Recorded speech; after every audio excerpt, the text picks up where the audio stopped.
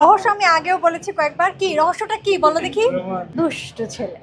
আমি ফ্রি কোনো কিছু নেই না। পরিকল্পনা কি আমার ফ্যামিলির সাথেই। ঈদ তো ফ্যামিলির সাথে করতেই সবচেয়ে বেশি ভালো লাগে। অনেক সময় অবশ্য বাইরে করা হয়েছে আমার ফ্যামিলি ছাড়া ঈদ। তো এবার সবার সাথেই করব, ঢাকায় করব, ভীষণ ভালো লাগছে।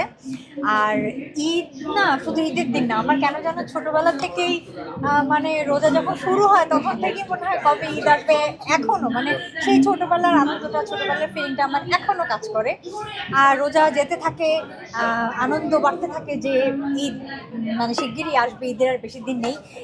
দেখা যায় যে কিছু যদি নতুন নাও কিনি বা কিছু যদি নতুন নাও করি স্পেশাল ঈদের জন্য, কিন্তু ঈদ ঈদ আমেজ এই ব্যাপারটা ভীষণ আনন্দ দেয়। একদম ছোট মানুষের মতো আনন্দ দেয় সত্যি। না, এটা আমি মিস করি না। এই জন্যই বলবো যে আমি কিন্তু আমার, হ্যাঁ, শরীরের বয়স আমার আপনারা জানেন সবাই কত, কিন্তু আমার মনের বয়স সবসময় 16 থেকে 18 থাকে, এর বেশি বাড়ে না। সুতরাং আমি কিছু মিস করি না। আসলে আমি এমন একটা মানুষ যেটা আমি ভালোবাসি বা যেটা আমি মন থেকে চাই সেটা আমি করার চেষ্টা করি বা করি। সেই ধারাবাহিকতা আমি বজায় রাখি। বড় হয়েছি, বয়স হয়ে যাচ্ছে, এই কারণে আমি এটা করব না, ওখানে যাওয়া যাবে না, এটা বলা যাবে না, এগুলো আমি ফলো করি না। যেটা আমার মনে হয় আমার বলা উচিত, করা উচিত, আমি করতে পারি, আমি করি। ঈদের না, নিচের স্টলে আমি জানি না, আমি যাবো। আমি তো আসলে সরাসরি প্রোগ্রামে এসেই অ্যাওয়ার্ডটা রিসিভ করলাম, এখনো স্টলগুলো ঘোরা হয়নি। যদি কিছু পছন্দ হয় অবশ্যই কিনবো, কিন্তু না, ওরকমভাবে চিন্তা করে প্ল্যান করে দেশের বাইরে থেকে ঈদের জন্য কিছু কেনা হবে তা না। এমনিতে জেনারেলি বাইরে যখন যাই বা যখন কিছু প্রয়োজন হয় যেটা হয়তো এখানে পাওয়া যায় না বা ভালো কোয়ালিটি পাওয়া যায় না, সেটা তো বিদেশ থেকে কেনা হয়। সত্যি কথা, যেটা সত্যি সেটা সত্যি। আপু, এবার ঈদের বাজেট কিরকম আপনার? দুষ্ট ছেলে। বাজেটের ব্যাপারটা কি জানো, আসলে নিজের জন্য বেশি আসলে কেনা হয় না আমাদের। সবসময় তো টুকটাক শিল্পীদের শপিং চলতে থাকে। হ্যাঁ, ঈদের সময় নিজের জন্য তেমন কিছু কেনা হয় না। আমি যেটা করি, আমার খুব কাছের প্রিয় ভালোবাসার মানুষ যারা, তাদের জন্য আমি অনেক গিফট কিনি। সেটা বাইরে গেলে কিনি, আর ঈদের সময় কিনি, বা তাদের জন্মদিন থাকলে কিনি। তো ঈদের সময় একটু বেশি গিফট দেওয়া হয় আমার। আমি আমি খুব একটা গিফট মানুষের কাছ থেকে চাই না। এই যে আপনাদের ভালোবাসা পাই, এই ধরনের মানে শ্রদ্ধা সম্মান পাই, এর থেকে বড় পাওয়া, এর থেকে বড় গিফট আর কি হতে পারে? মানে আল্লাহ প্রদত্তে এই আপনাদের ভালোবাসা শ্রদ্ধা সম্মান তো আল্লাহ প্রদত্ত গিফট, এর উপরে আর কিছু হতে পারে না। ঈদের স্মৃতি তো ওই ছোটবেলার কথা যদি বলি তাহলে উপহার কেন্দ্রিক স্মৃতিই হবে আমার। এখানে অনেকে জানে, যারা আমার সাংবাদিক বন্ধুরা আছে ছোটবেলা থেকে আমাকে চেনে, তারা জানে যে আমার বাবা পাইলট ছিলেন।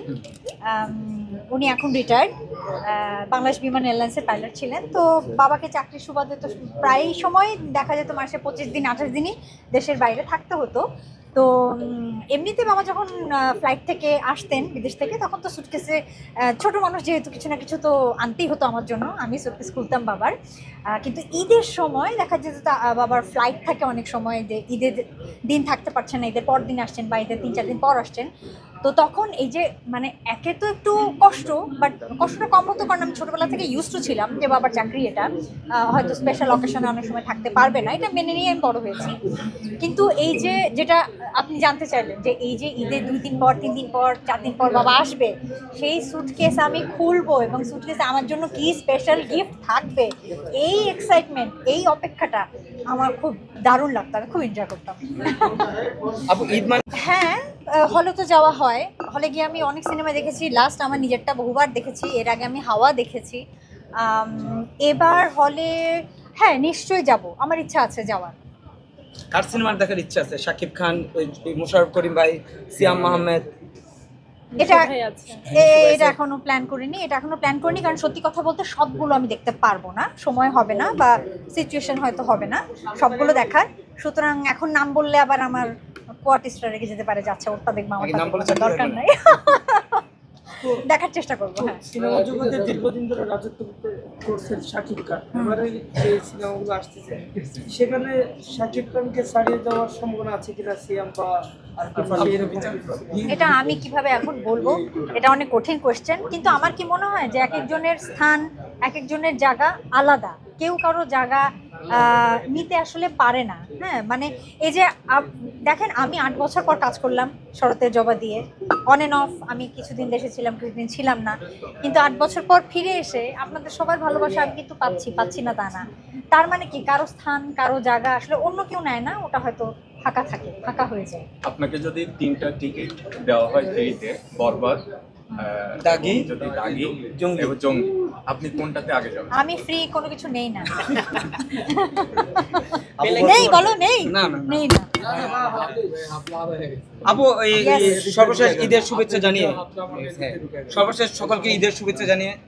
আচ্ছা, ওর কথা মতো বলি সবাইকে। একটা বিষয় হ্যাঁ, জানতে হ্যাঁ। চাচ্ছি, যেহেতু আপু এসে হিসাবে জানতে চাচ্ছি। হ্যাঁ, হ্যাঁ। আর দীপ ছোটবেলা থেকে আপনাকে দিকে আসছি পর্দায়, আপনার আগের যে লুক ছিল সে এখনো আছে, তার রহস্যটা কি?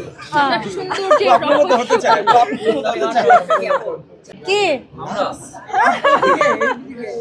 রহস্য হচ্ছে যে আমি পজিটিভ মানুষ, আমার মন অনেক ফ্রেশ থাকে, আমি দুশ্চিন্তা কম করার চেষ্টা করি, যেগুলো আমাকে স্ট্রেস দেয় সেসব কাজ বা সে সমস্ত মানুষের থেকে, সে সমস্ত সঙ্গ থেকে আমি নিজেকে দূরে রাখি। কি তাই না? এটা আমার মনে হয় আপনাদের সবার ক্ষেত্রে, যে আপনারা যদি সে ধরনের কাজের সাথে বা মানুষের সাথে থাকেন যারা আপনাকে কষ্ট দিতে থাকবে, টেনশন দিতে থাকবে, তাহলে মন খারাপ হয়, মেজাজ খারাপ হয় এবং সেটা চেহারাতে রিফ্লেক্ট করে। তো আমি এগুলো থেকে দূরে থাকি, আর আমি খুব পজিটিভ মানুষ। ও ফ্রিতে সার্ভিসটা নিয়ে নিল। আপু একটা লাস্ট কোশ্চেন, ইয়েস।